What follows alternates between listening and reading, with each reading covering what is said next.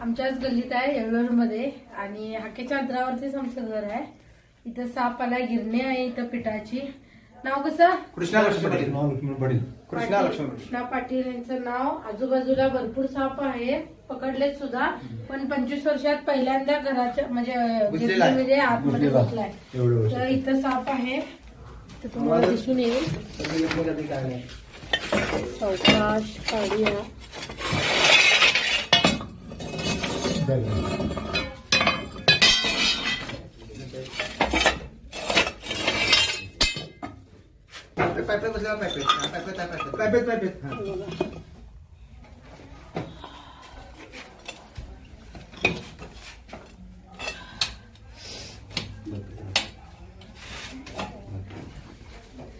नाग आहे. हा नाग आहे म्हणून. आणि गरमी ती शेपूट पण कट आहे, थोडी कट आहे. बाहेर घेऊया त्याला.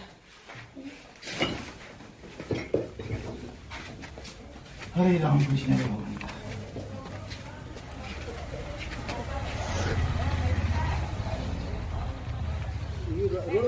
गरमीमुळे साप कुठं पण येऊन बसालेत. बाहेर गरमी असली तर थंड ठिकाणी वगैरे साप येऊन बसू शकतात. याची शेपूट पण थोडी कट आहे, त्यामुळे पकडायला थोडा प्रॉब्लेम आलाय. नाग आहे, अंदाजे 3-4 वर्षाचा हा नाग जातीचा साप आहे. त्याने पहिला बघूनच त्यांना कळालं की नाग आहे, कारण बघू शकतो इथं फणा आहे.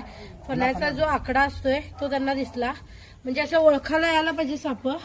फणा जरी काढला नाही सापानं तरी सुद्धा.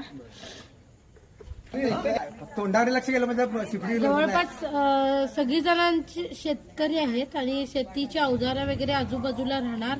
आणि खेडेगावात आम्ही राहतो, म्हणजे साप आमच्या सुद्धा आजूबाजूला आहेत.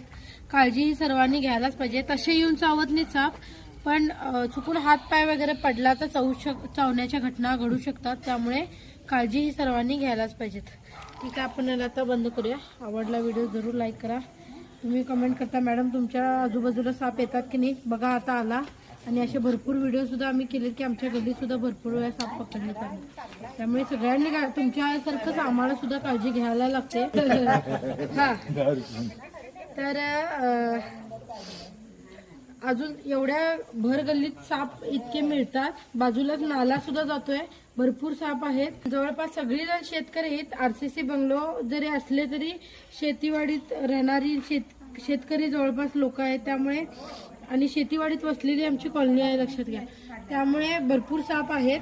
तरी सुद्धा कुठलं अशी घटना घडलेली नाही की साप चावून कोणी मेलंय, अशी कुठली घटना घडलेली नाही. पण दारूमुळे मात्र भरपूर किती लोक मेले दारूमुळे.